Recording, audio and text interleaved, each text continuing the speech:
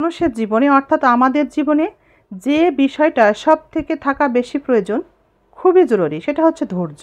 কারণ জীবনে খারাপ পরিস্থিতির পরিবর্তনের জন্যে অর্থাৎ জীবনে ভালো কিছু পেতে হলে সময়ের অপেক্ষায় থাকতে হয়।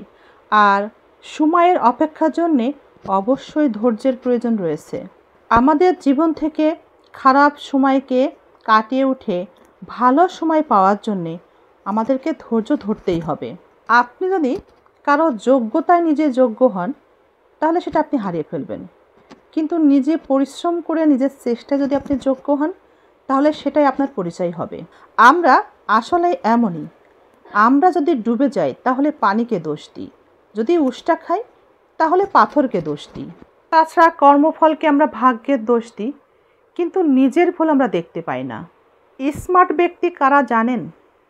যারা সবসময় অন্যের কাছ থেকে শিক্ষা গ্রহণ করে আর তাদের কাছ থেকে আমরা শিক্ষা অর্জন করি।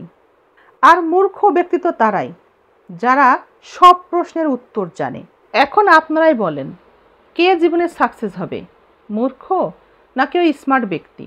যদি হাঁটতে চাও সফলতার পথে, তবে অজুহাত কেন নিজের সাথে? চেষ্টা করেছো, হয়নি, তাতে লাভ? তবে শোনাই আরও একটি ধাপ।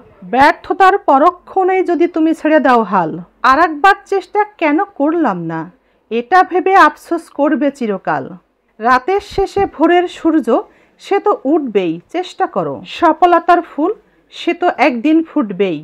আপনার অজান্তে আপনার আল্লাহ কতবার যে আপনাকে বিপদ থেকে উদ্ধার করেছেন তা হয়তোবা আপনার জানাই নেই, তাই আপনি তার শুকরিয়া আদায় করুন। নীরবে কাজ করুন, চুপ থাকুন, ধৈর্য ধরুন। একদিন দেখবেন সব দোয়া কবুল হয়ে যাবে আর মনটা প্রশান্ত হয়ে যাবে ইনশাল্লাহ।